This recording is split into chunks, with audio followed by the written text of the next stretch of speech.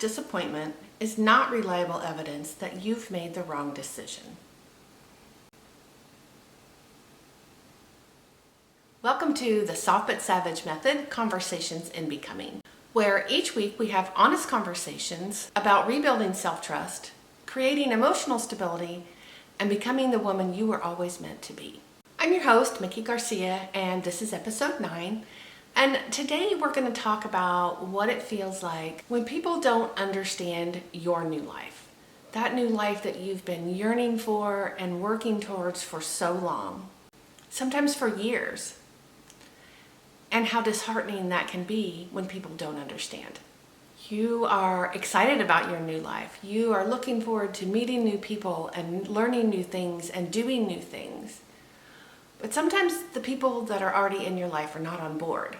They look at you like you've suddenly become somebody that they don't even know. And they'll question your decisions. They'll say things like, "You've changed. You used to be so easygoing. I don't even know you anymore. Why can't you just go back to the way you were?" They wonder why you're making life harder than it needs to be. And sometimes they don't say anything at all. You can just feel that distance starting to grow between you. If you've ever found yourself wondering, maybe they're right, maybe I am making a mistake, this episode is for you. Because somewhere along the way, many of us learned that if somebody we love was disappointed in a choice that we made, it must be wrong. But what if that isn't true? What if someone else's disappointment in you is not evidence that you are making the wrong decision? It's just evidence that your life is changing. So let's talk about it. One of the reasons this is so difficult for most of us is that it really has nothing to do, or very little to do, with that decision that we're making today. It really has to do with the things that we learned that our nervous system grew up with when we were little. Many of us learned that making and keeping other people happy was just part of being a good person, a good daughter, a good sister, a good mother, a good wife. Maybe you learned to smooth things over before conflict could start. Maybe you learned to anticipate everyone else's needs before anybody had to ask. And maybe you became the peacemaker, the responsible one, the easygoing one.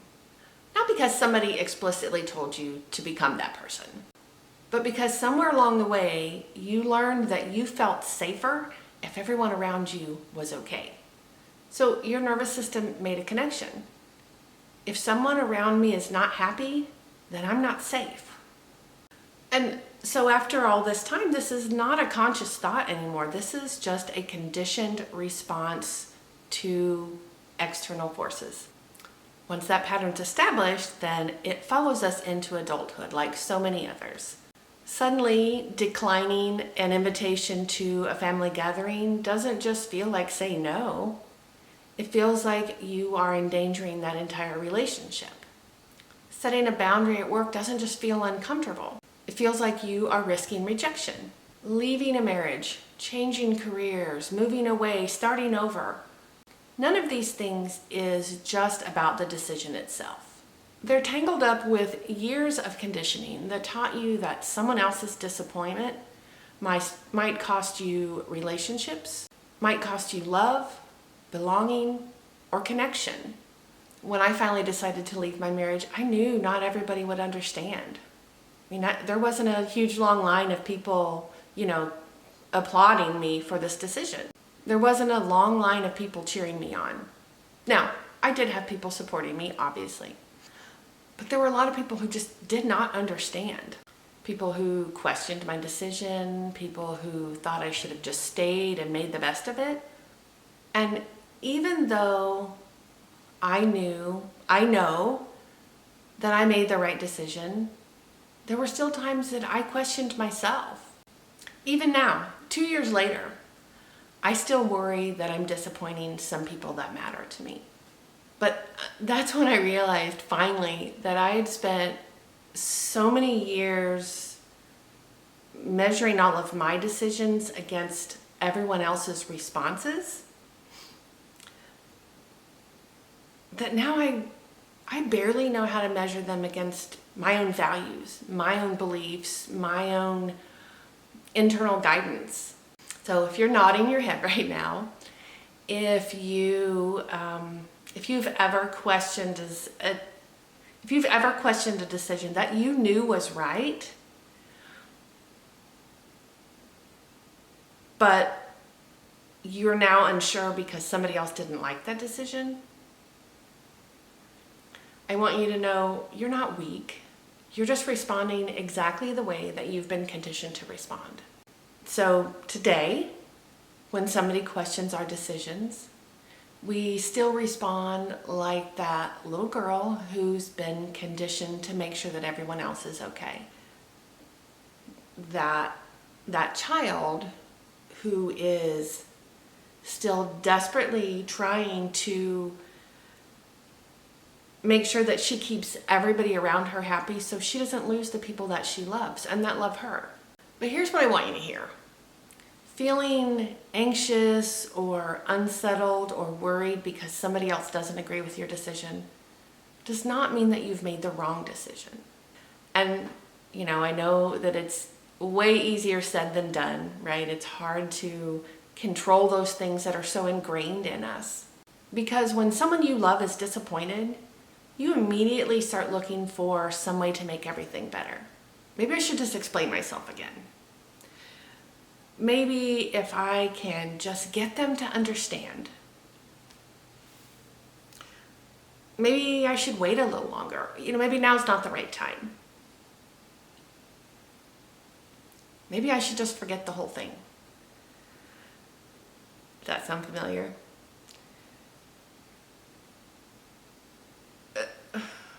We've been taught, especially as little girls and women, we've been taught that uncomfortable emotions are something that needs to be solved. But what if they're not? What if someone else's disappointment is not something that you're supposed to fix? What if it's just something that you can observe with compassion? And that's a very different way of thinking. Sometimes that just means that you are going to make a different decision today than you might have made as your younger self who believed that their choices defined whether or not somebody that you love would stay in your life. So our first becoming moment of this episode is this. Someone else's disappointment doesn't automatically mean you've betrayed yourself or them. So what if that discomfort that you're feeling isn't really guilt? What if it's just that it's unfamiliar?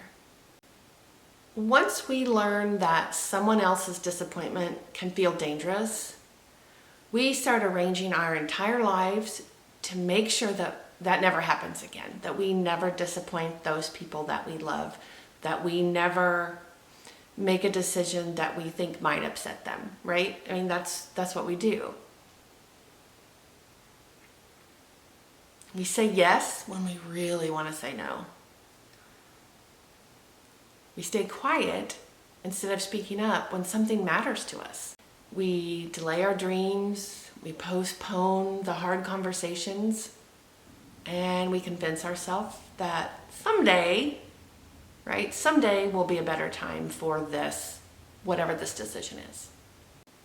And little by little, our lives begin revolving around making sure that those relationships stay safe, instead of honoring our own truth. Sometimes it's really obvious. Sometimes, though, it's incredibly subtle. It looks like, choosing the restaurant that everyone else wants, even though you don't like it. It looks like saying, I'm fine, when really you are anything but fine. It is making sure that you put everyone else's dreams on the calendar while yours keep getting pushed to next week or next month or next year or maybe someday, right?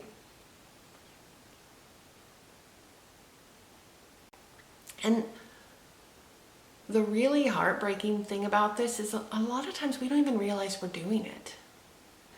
We just tell ourselves that we're being kind, we're being flexible, easygoing, selfless, right?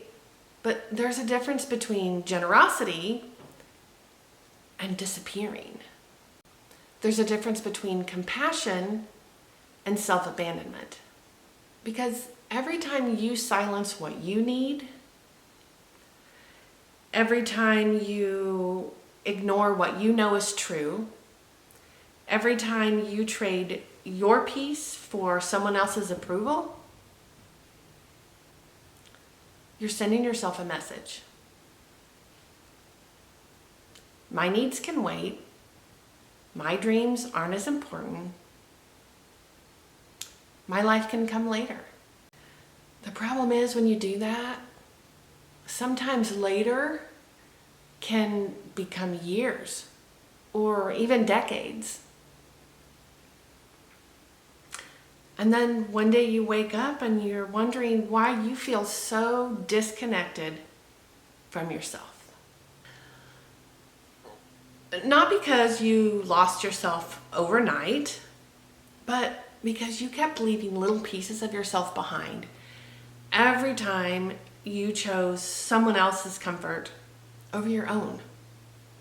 And that isn't selfishness, it's grief. It's the grief of realizing how much of your own life you've postponed while you're waiting on everybody else around you to agree with it. That's crazy.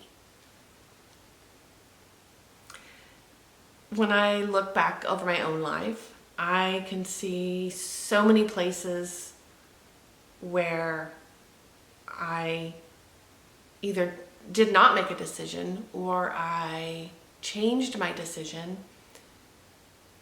because I was worried about how somebody else around me would feel. My husband, my mom, my sisters, my kids. I put their reaction to my decision ahead of my own needs. And it wasn't because I didn't know what I wanted. I know what I want. I knew what I wanted. I've always known what I wanted. But it took a really long time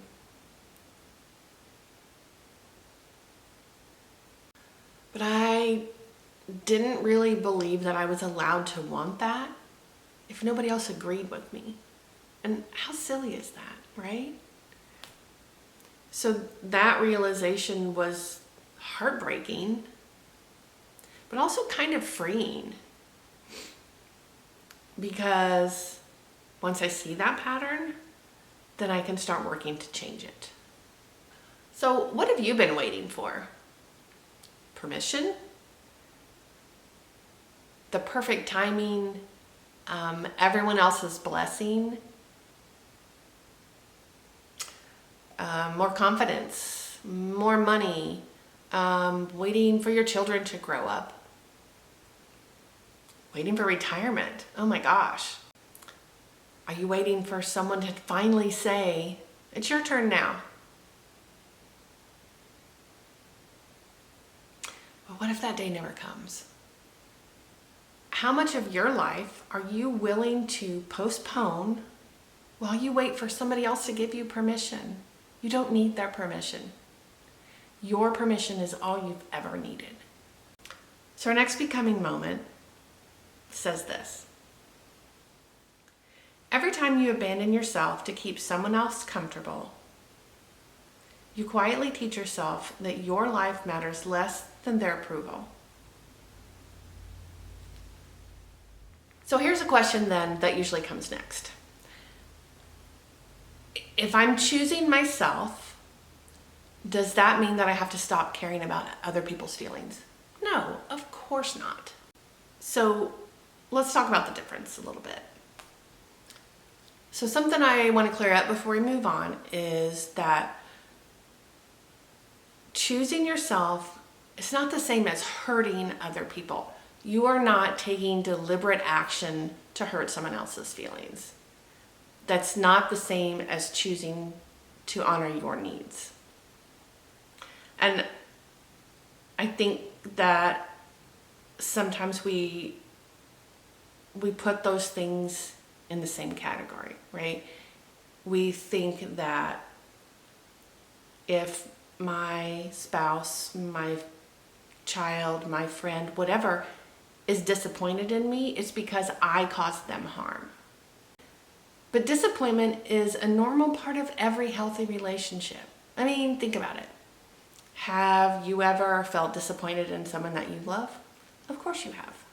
Maybe they moved away. Maybe they took a job someplace else. Maybe they couldn't make it to Thanksgiving dinner or this really important event that you were hosting. Or maybe they just set a boundary for themselves that you didn't like. You might have been disappointed. That doesn't make what they did wrong. And so the same is true for you. It's funny how we can see things in other people and be okay with them and not realize that the same things can be true for us. Someone can be disappointed without you being unkind. Someone can wish that you would have made a different choice without you having to make it. Healthy relationships make room for disappointment. They don't require the absence of disappointment. That's unrealistic. At some point, we have to learn one of those hard lessons of adulthood, right? People are allowed to have feelings about our decisions. I'm not saying that they aren't or that they shouldn't. They're allowed to think, wow, I wouldn't have done that. They're allowed to say, I really wish you had chosen B instead of A. They're allowed to say, I don't agree with your choice. And they're allowed to be disappointed in your decision. None of that automatically means that you've done something wrong. And so that's, as we've been talking about this, that's where a lot of us tend to get confused. We've spent all these years believing that in order to be a loving person, we have to make sure that nobody around us is uncomfortable. But that's an impossible job, right? I mean, you cannot make everyone happy all of the time.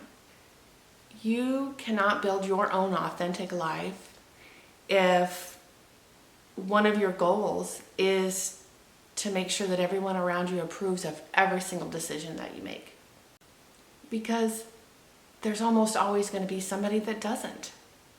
The healthiest relationships are not built on 100% agreement.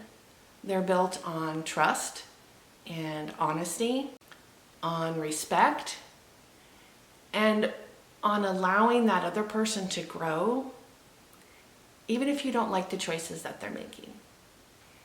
Even when their growth looks different than what we wanted.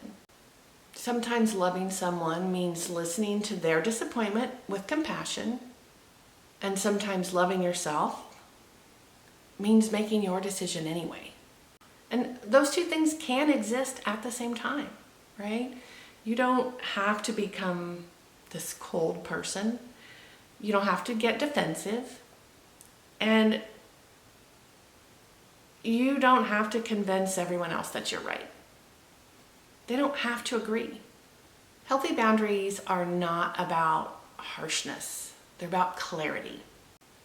Your responsibility is to be honest about your own life, not to manage everyone else's feelings about it. Sometimes you just say to them,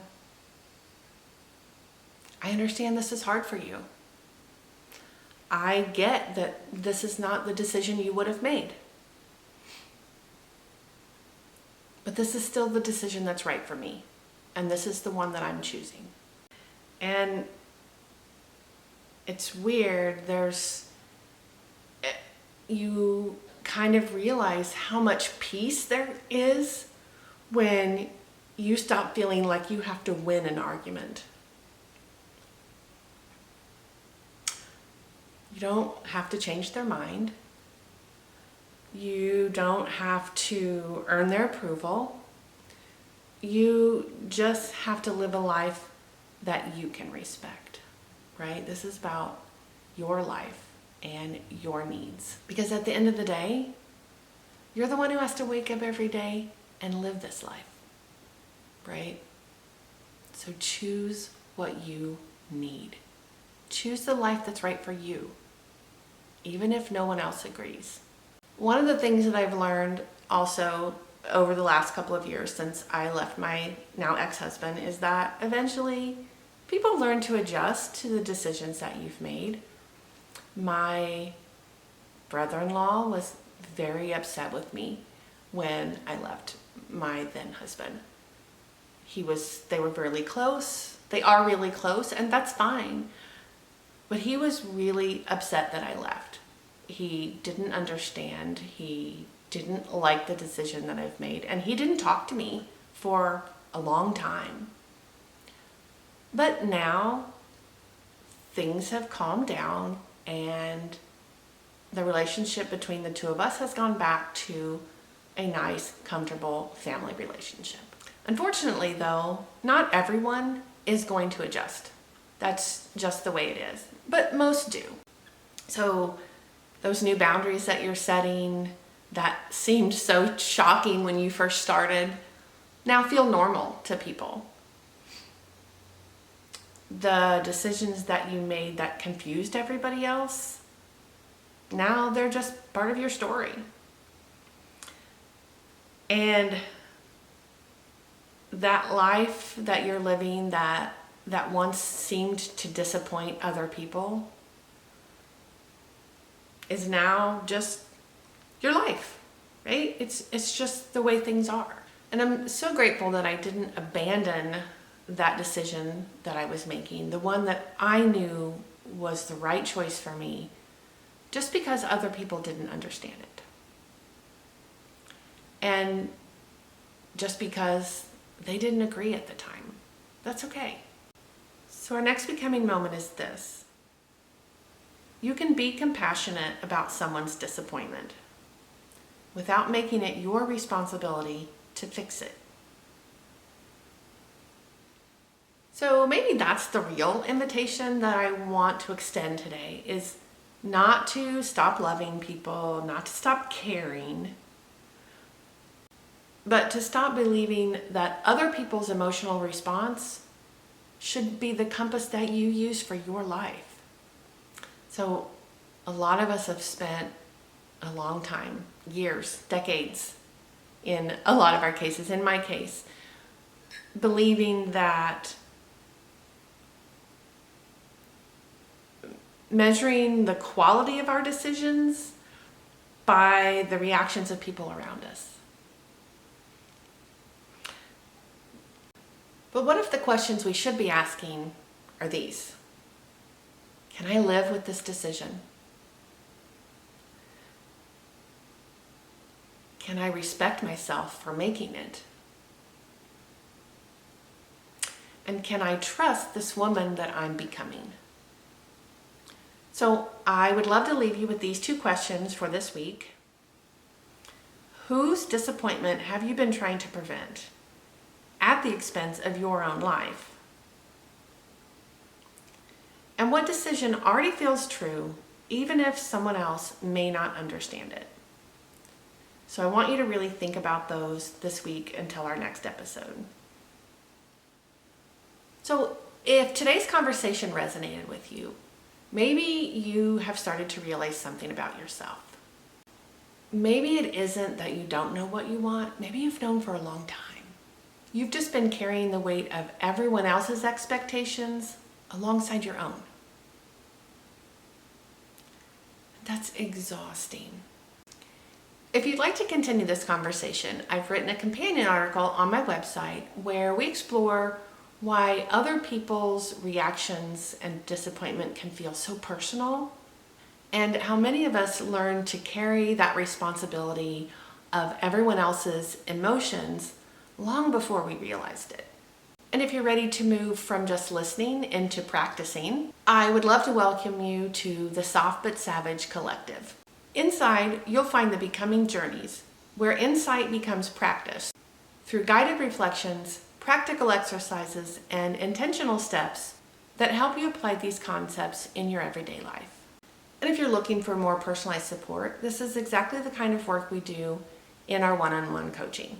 Together, we can untangle those beliefs that taught you to seek permission, fear disappointing people, and questioning your own choices, so that instead of living according to everyone else's expectations, you can begin living in alignment with your own values. If you're ready for that kind of support, I'd love to walk alongside you. You can learn more about coaching, the blog, the collective, and all of my other resources by visiting my website. The links are below in today's show notes. Thank you so much for spending time with me today. If this episode resonated with you, I would really love for you to share it with someone who you think might benefit from it. And if you're enjoying these conversations, it would be really helpful if you could like, subscribe, and leave me a review. This just helps more women find these conversations as they're learning to trust themselves enough to choose a life that's fully theirs. Until next time, keep becoming.